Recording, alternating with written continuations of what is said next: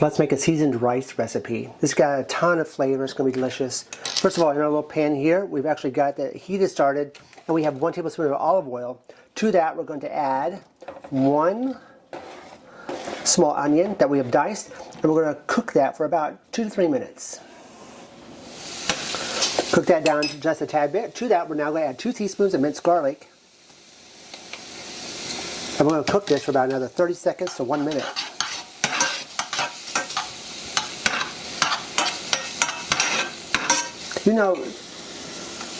Alright, to that we're going to add 2 cups of rice.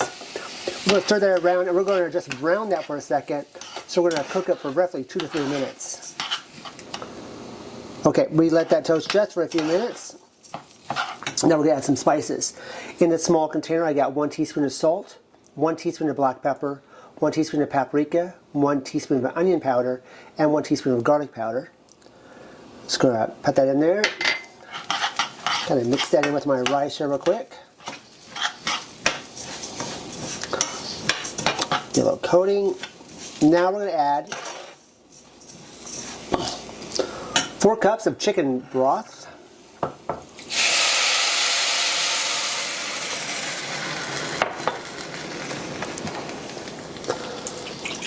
Once we get our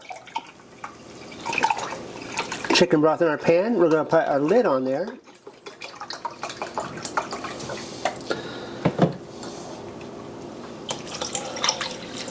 Okay. We're going to bring this to a boil.